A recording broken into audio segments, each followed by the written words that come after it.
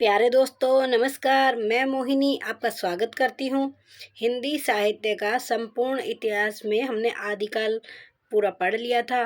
कल से हमारी भक्ति क्लास की क्लासेस चालू हुई है। आज ही हमारी दूसरी क्लास है। कल हमने भक्ति काल के संबंध में पढ़ा था। आचार्य रामचंद्र शुक्ल का जो मत है वो सर्वमान्य मत है। फिर हमने देखी थी भक्ति शब्द की व्युत्पत्ति कैसे हुई। दक्षिणी भारत में भक्त कवियों की शाखाएं हमने देखी, नयनार और आलवार। भक्ति आंदोलन के उदय के कारण हमने जाने। भक्ति आंदोलन के उदय के संबंध में आलोचकों के मत हमने पढ़े। आज की क्लास में हम देखेंगे भक्ति काल की पृष्ठभूमि और हम देखेंगे विविध क्षेत्रों में भक्ति आंदोलन के नेतृत्वकर्ता कौन से रहे और भक्ति काल की काव्य धाराओं को हम आज पढ़ेंगे। तो चलिए समय न गवाते हुए क्लास हम शुरू करते हैं। तो सबसे पहले हम देखते हैं कि भक्ति काल की पृष्ठभूमि क्या थी, यानी उस समय जो चल रहा था वहाँ पे वो कैसा वातावरण या कैसी राजनीतिक आर्थिक उस चीज़ के संबंध में हम पढ़ेंगे। तो सबसे पहले हम देख लेते हैं उस समय में भक्ति काल की राजनीतिक स्थिति कैसी थी। तो उस समय में क्या था, केंद्रीय सत्ता का अभाव था, हिंदू राजाओं के पतन का ये काल था, ठीक है। मुस्लिम शासकों की कट्टरता का ये काल था।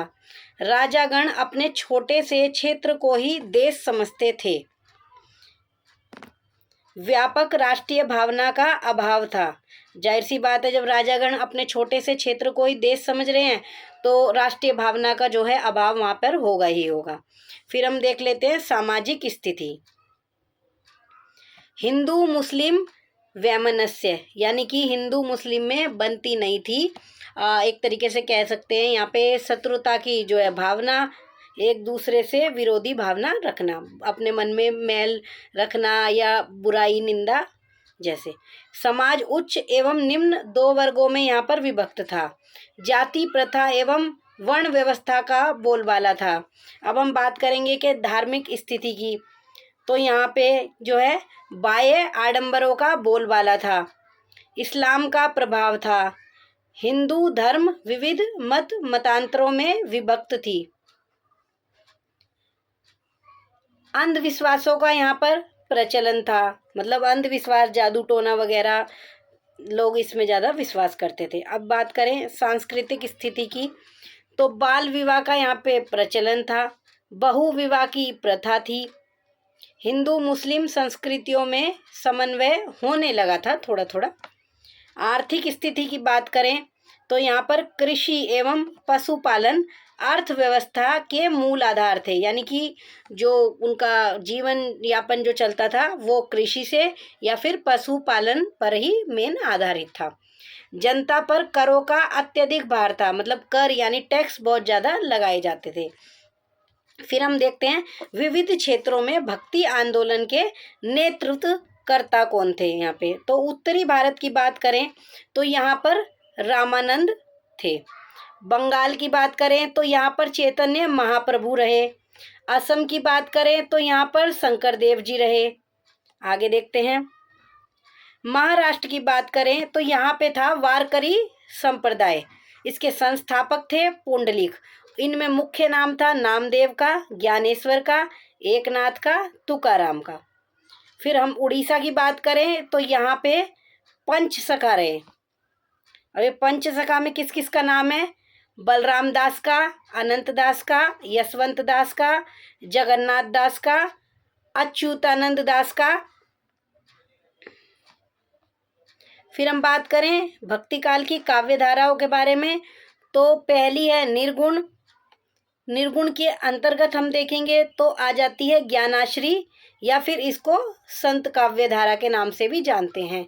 इसके प्रवर्तक जो रहे कबीर रहे, प्रेम आश्रयी, और इसको दूसरे नाम से जानते हैं सूफी काव्य धारा। निर्गुण काव्य धारा में ये दो काव्य धारा हुई, ठीक है।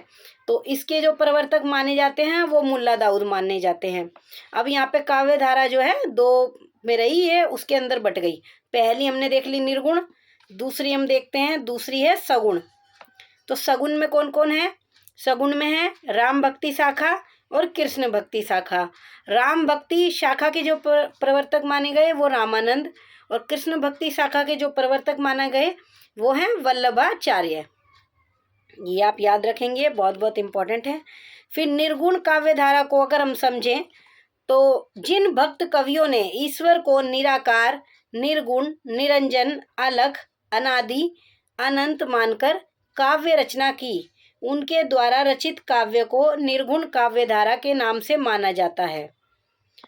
मतलब जैसे कि जिसका कोई रूप ना हो, जिसका कोई हम ये ना कह सके कि ये ऐसे दिखते हैं, तो निर्गुण निराकार, उनके कोई गुण भी फिक्स नहीं है। अनादि अनंत उनको माना जा रहा है, ठीक है। मतलब कभी ना उन्होंने अवतार लिया तो अवतार नहीं लिया तो वो फिर एक तरीके से मतलब उनका जीवन और मृत्यु दिखाया ही नहीं गया। निर्गुण काव्यधारा का मूल या आदि स्रोत जो है श्वेताश्वेतर उपनिषद है। ये वेरी वेरी इंपॉर्टेंट है, याद रखिएगा। फिर हम निर्गुण काव्यधारा को 2 भागों में विभक्त किया गया है। अभी ऊपर हमने देखा था, तो ज्ञानाश्री या संत काव्यधारा और प्रेमाश्री या सूफी काव्यधारा। अब हम अगली कक्षा में पढ़ेंगे निर्गुण काव्यधारा में ज्ञानाश्री या संत काव्यधारा को हम सबसे पहले पढ़ेंगे। तो आज की कक्षा में इतना ही, जल्दी मिलते हैं अगली कक्षा में, तब तक के लिए पढ़ते रहिए। नमस्कार।